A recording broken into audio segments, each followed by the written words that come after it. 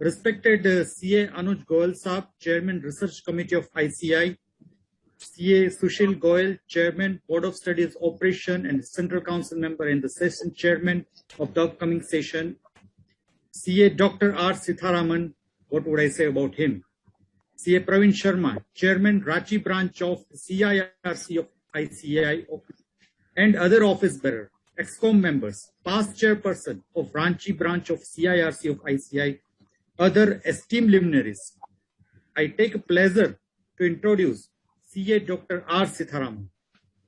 CA Dr. Seetharaman, Chief Executive Officer of the Doha Bank, is a prominent throughout the Middle East, an economic expert who has achieved unparalleled success for his contribution to banking, trade, investment, economics, environment, and social responsibility. In 2017, he was conferred by the Government of India with the prestigious Pravasi Bharatiya Samman Award, the highest honor conferred on overseas Indians by the Government of India. He is a chartered accountant and is a recipient of multiple doctorates from the leading universities of the world, including 3 PhDs on the subjects: Economic Implication of Global Citizenship, PhD in Global Governance by European University, PhD in Green Banking and Sustainable Finance. Dr. Seetharaman was honored with the Green Economy Visionary Award in 2016 by the Union of Arab Banks for his contribution in promoting green economies. He was also honored Global Excellence Award in Renewable Energy in 2017. He was conferred with the Lifetime Achievement Award by the Banker Middle East to honor his contribution to the industry and his support for the environment and the business. At Doha chapter of ICAI, we have instituted CA Dilip Thakkar Professional Achievers Award. Dr. Seetharaman was the first ever recipient of the same. He has been named Best CEO in the Middle East. And friends, not once, not twice, 6 times in the last 15 years. He, being high-profile economist, is invited on a regular basis by the international media such as BBC, CNN, Fox, CNBC, Sky News, etc. Respected leaders and members, CA to all of us means chartered accountant. Someone like Dr. Seetharaman. CA means commendable achiever, I would say. CA profession has brought pride to many, but a luminary like Dr. Seetharaman has brought pride to the profession. It's an honor to welcome CA Dr. Seetharaman on this August function. A warm welcome, sir, and over to you. Thank you very much, Dilip. What a generous introduction you gave. My fellow chartered accountants, the committee members, it's a pleasure and privilege to be integral part of this interesting and exciting celebration. We live in a changing world, extraordinary set of changes and challenges are happening. I've been a non-resident Indian over 35 years. I've traveled over 100 countries, and I have my existing operations in nearly 20 countries. Based in Qatar, we have cross-border branches in Dubai and Abu Dhabi and Kuwait, including India. We have 3 branches right from Sydney to Toronto.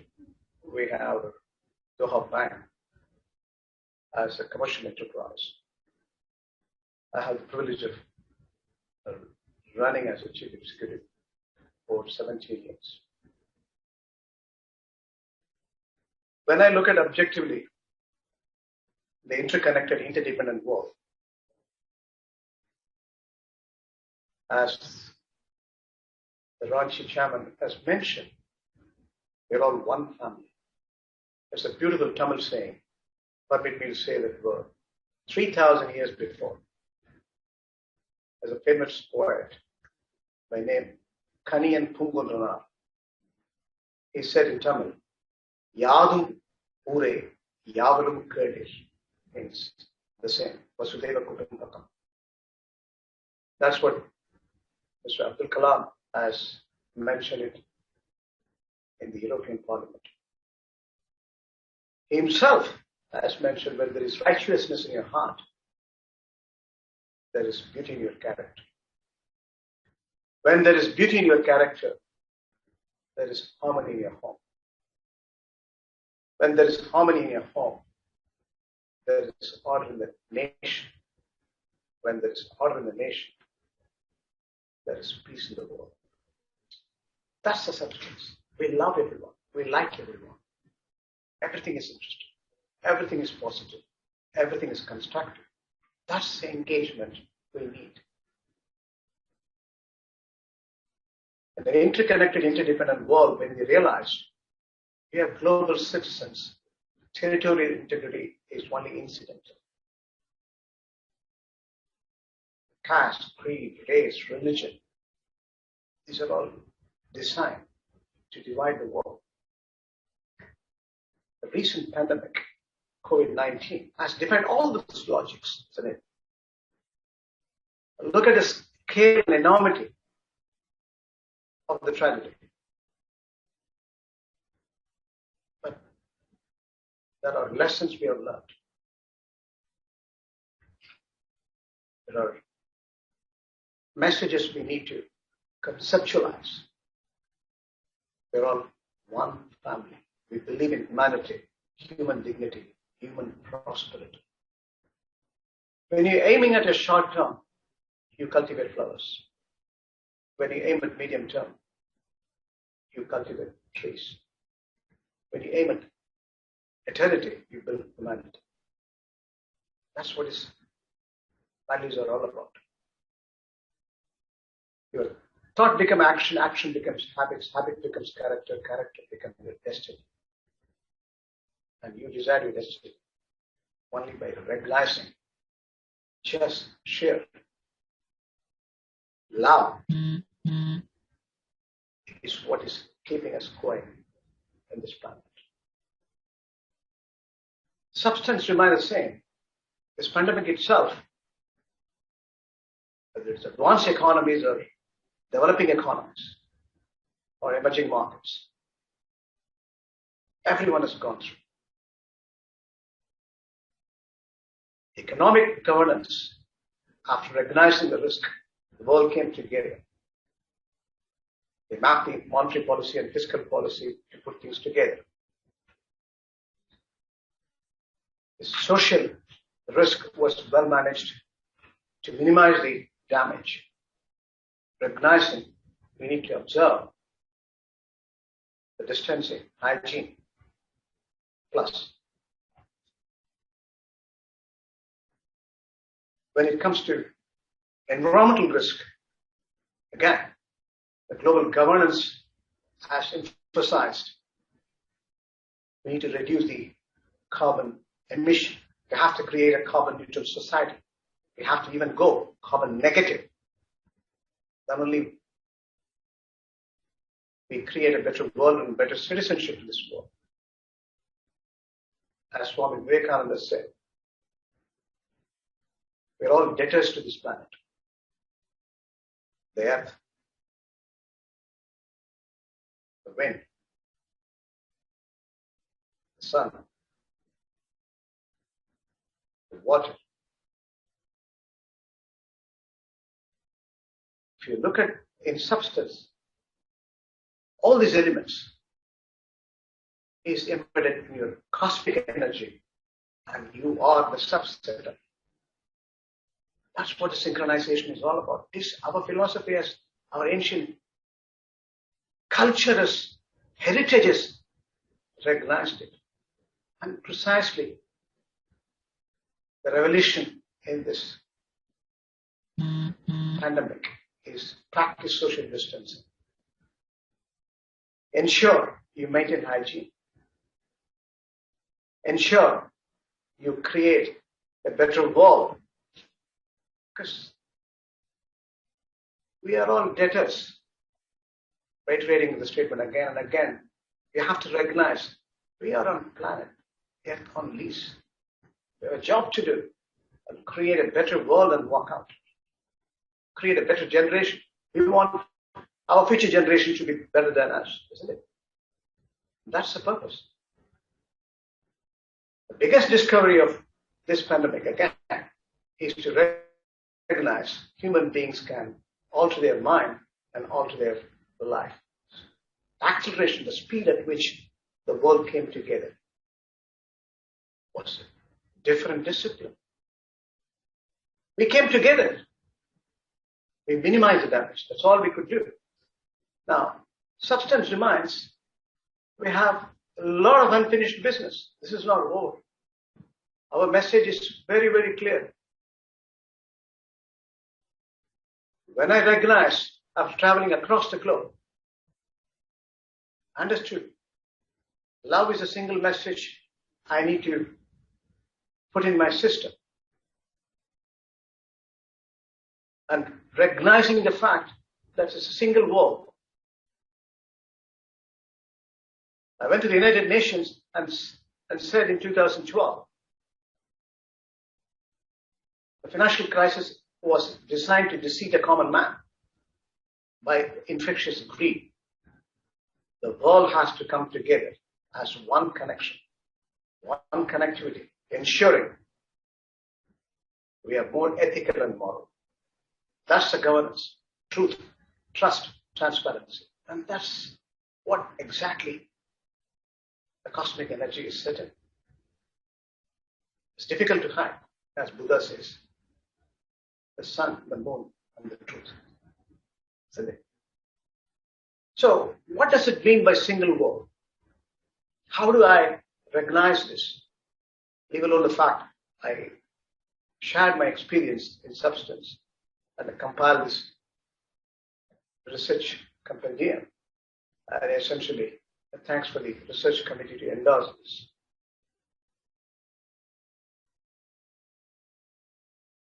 The purpose remains my understanding and recognition of the fact that we need to be useful, productive, positive, constructive to this beautiful planet.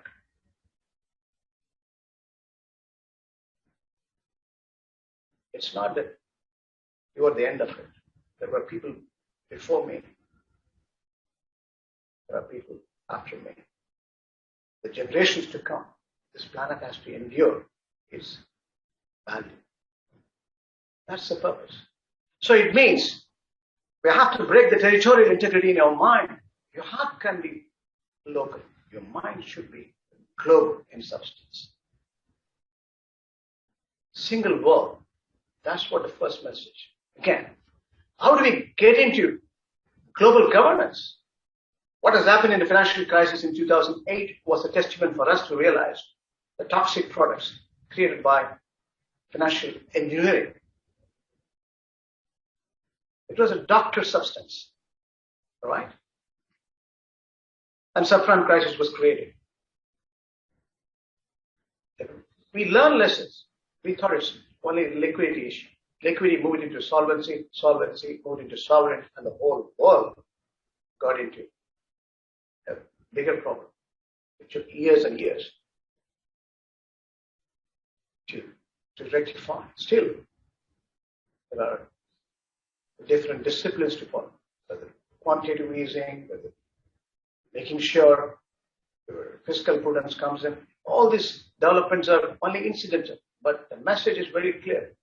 We have to build ethical and moral society, and that's what global governance was implying. That's what the global citizenship is all about. Why people migrating across the globe? Economic implications. Culture, civilization, your heritage, your understanding of your environment, operating environment, whether you're rich or poor, doesn't matter. Love, sheer love, trust keeps us going, isn't it? Why do you leave your country? Why do you leave your families? On account of necessity. That's what has happened all over today. Take, for example, Indians alone. I've celebrated Diwali in Perth, Australia, and America. I've celebrated Holi in London, as well as Toronto. I have gone through Pongal in Singapore, Tamil Festival, Harvest Festival. Now, whether festival, where music or dance or literature, Hollywood or Bollywood, we are globalizing India, mind you. 1/6 of the world population today is recognizing the world. This world is becoming one, and people admire our heritage and culture and civilization. I'm the witness to it. The more I travel, I love my country. What a treasure we have given to ourselves. Extraordinary set of cultural background. And that's what we need to articulate. So, conceptually, the migration, whether it is Syria, Arab Spring, which happened in 2011 in this part of the world. Now, Afghanistan, this month, the explosion of people. Have you seen the people? People are hanging on the wheels of the aeroplane, just to escape, just to live, falling from 35,000 feet, tearing apart. What a tragedy. Think for a minute. Think about what you have rather than what you don't have. How fortunate we are to live together in this beautiful planet. So why do we not recognizing poverty eradication is a must? If you recognize that if you are an interconnected world, your pursuit of living will change, your mindset will change, your lifestyle will change, your adaptability will change, your rigidity will come down. Poverty eradication and global citizenship are interconnected, whether it's food security, whether it's global warming and climate change, has got wider implications. Recognizing education, global citizenship, and education are interconnected. We have to recognize this. Now the pandemic has accelerated online education so much. Look at the literacy. It's not only financial literacy. Some of the purposeful gross welfare schemes India has pronounced has been widely spoken in the last 5-6 years. What India is bringing in terms of financial inclusion, I mean the core talk of the world. I have represented the Qatari banks in International Monetary Fund. The financial inclusion plays a role because you want to bring in the income inequality. Then you are a global citizen. The difference between haves and have not was enlarging on account of globalization. You have to bridge the gap. You have to bridge the gap. There was a beautiful Tamil saying again by Bharati. Tani manidanukku unavilayil இந்த ஜகத்தினை ஒழித்திடுவோம். If an individual is not having a food, let us destroy this world. What a powerful message. What a powerful point is. Education gives you the width and depth. You know how much we have recreated the world today. Take anything, yoga or other substance. How much transcended. Education gives you education has given me the gold medal. My golden moments have come out of my meditation. Education colored my mind. My meditation purified my mind. Education told me what I need to achieve for job eligibility. My meditation gave me life flexibility. Cultural, I'm just bringing the culture. What a treasure. 196 countries getting together and over 170 countries voting in the United Nations, endorsing this integration of heart, mind, and soul is eternal. That's peace. That's peace. Isn't it? It's not who I am. Who am I? That's the substance. It is not pulling outward, it is pulling inward. When we are locked down, when we had lockdown around the world, people were restless. Wealth without work is a depression.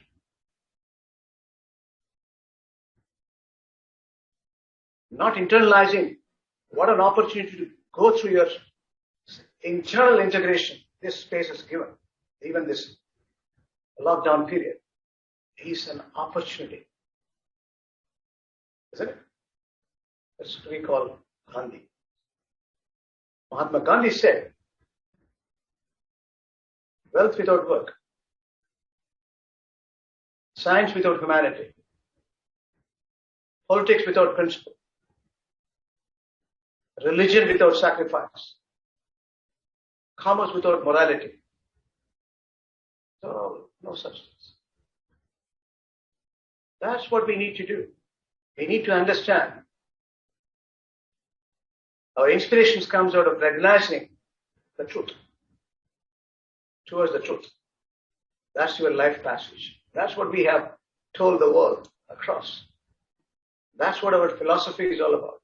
That's what our culture is all about. That's what our reality is all about. We should forget this.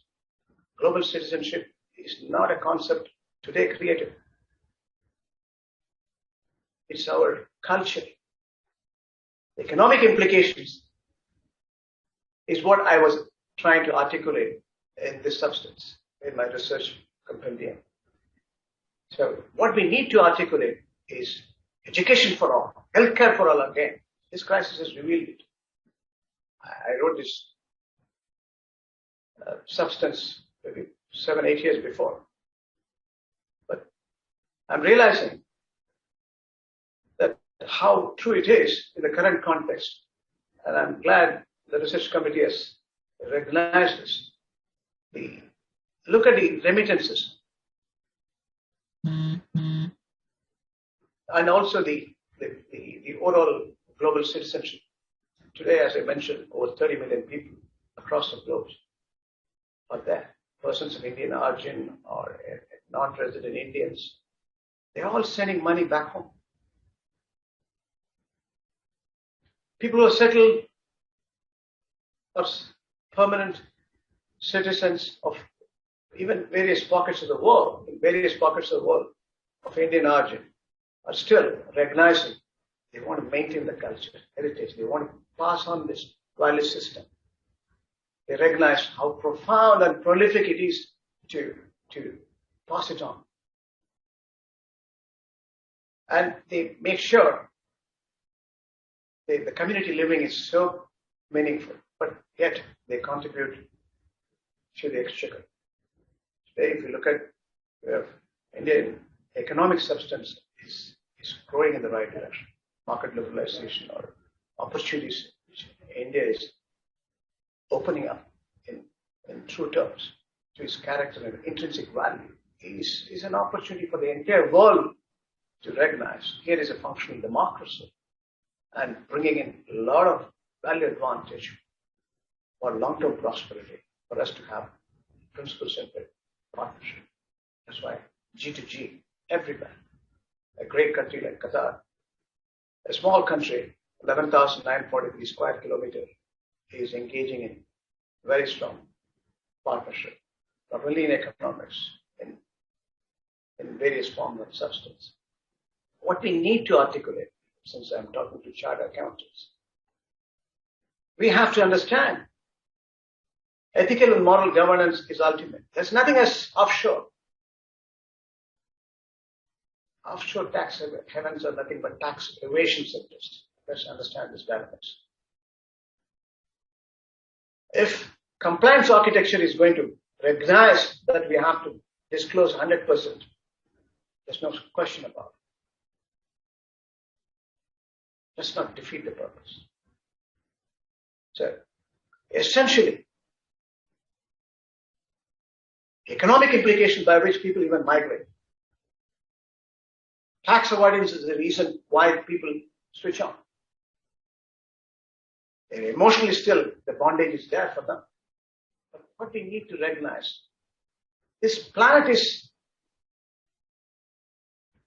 still enduring its value. And we have to necessarily contribute for it. Why should you not pay the tax?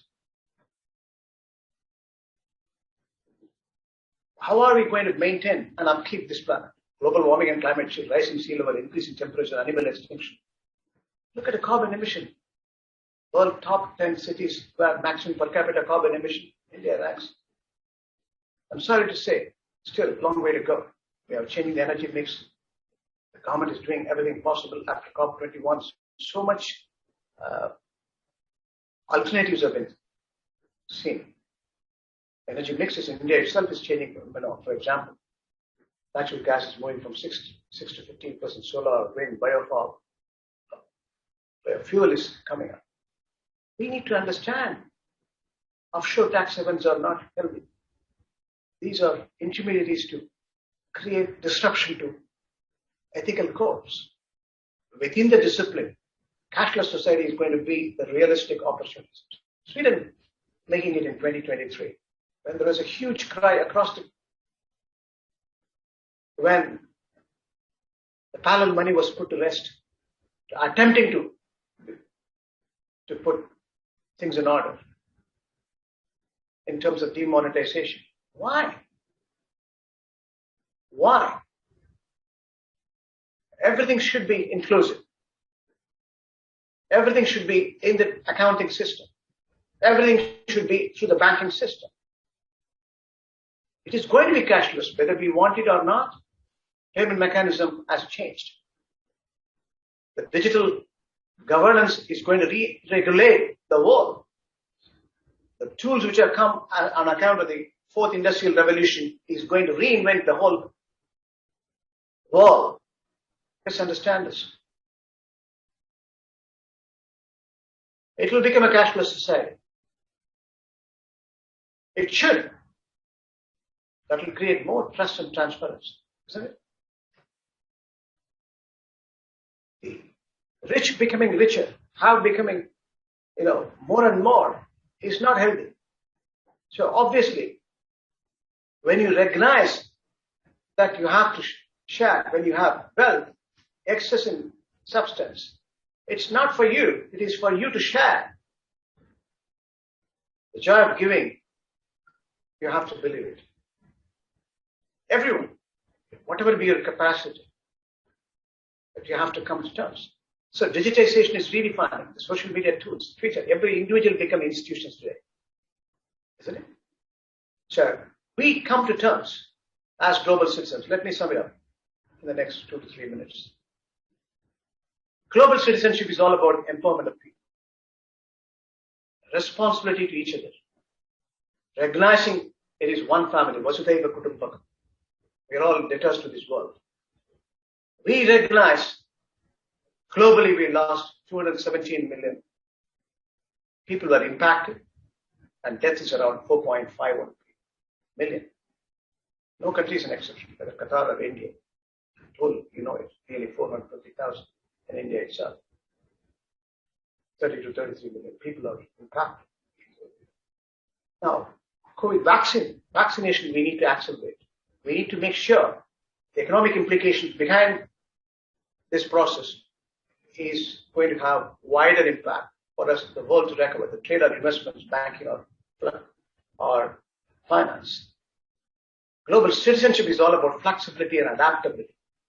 And we have to understand, single world is interconnected. You cannot escape. What happened in one part of the world resonates in the rest of the world.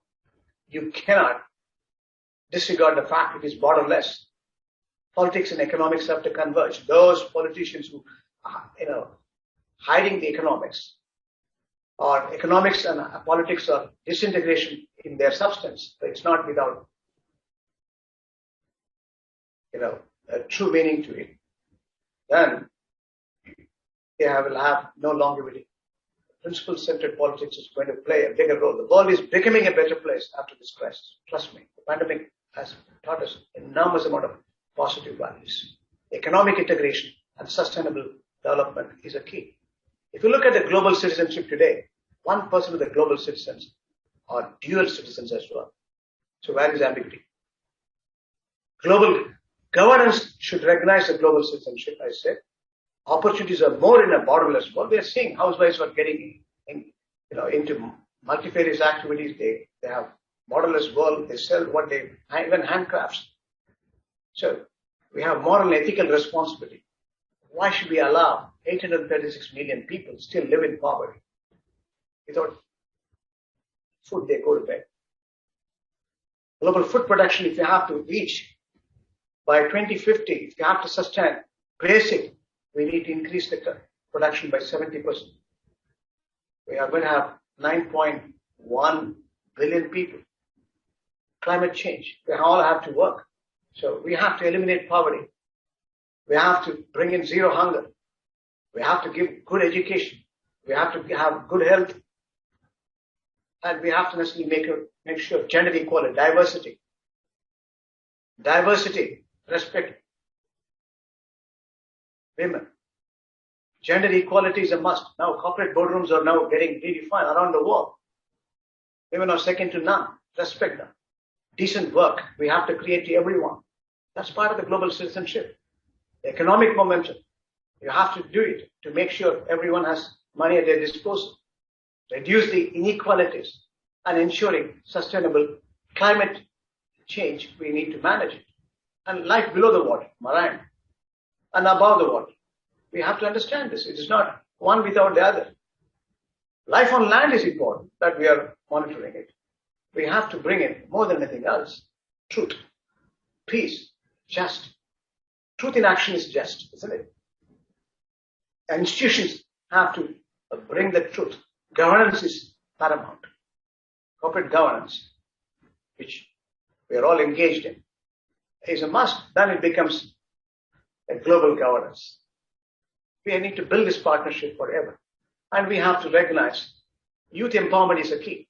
In this part of this whole journey, what is more important is to recognize empowerment of youth. More than 1.8 billion people today, they are willing to teach us.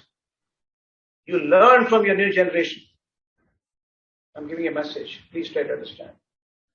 This is a profound truth.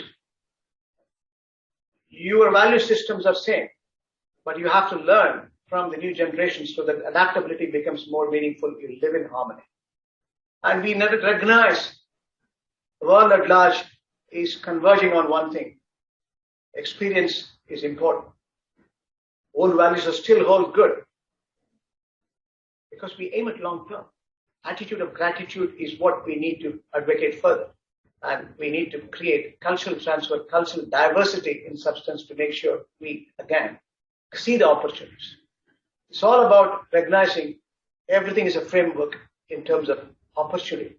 And we will bring this opportunity to create a better world, one and all, you and me. If we change, we are the change agents. If you're a good person, you will create a good home or a good corporate. If you create good corporate or a home, you could create good society. If you're creating a good society, you create a good nation. If you create a good nation, then it becomes United Nations. That's what the world is all about. We recognize we are the change. We are going to bring this change. Destiny is what we decide. It's not a matter of chance. It's a choice. As long as you have discipline in recognizing that it's one world, recognizing when I address various universities across the globe, by virtue of my education across the globe in few universities, people talk about freedom. Freedom is a controlled desire. Let's understand this. It's not uncharted. That's a discipline. Freedom is a discipline that gives you happiness, productivity, and positivity. And it gives the right kind of energy for you to create better world and better citizenship. So, ladies and gentlemen, my dear fellow members, distinguished guests, it's my pleasure to be integral part of the celebration. I want to tell you, the world is a beautiful place. Let's love each other. Let's like each other. Let's create peace and prosperity by coming together and recognizing world is one family. Economic implications are all there in terms of migration, but global citizenship is all about understanding the economic implications and creating better opportunities, not only for us, but the future generations to come. Thank you, ladies and gentlemen, for your kind attention. Namaskar.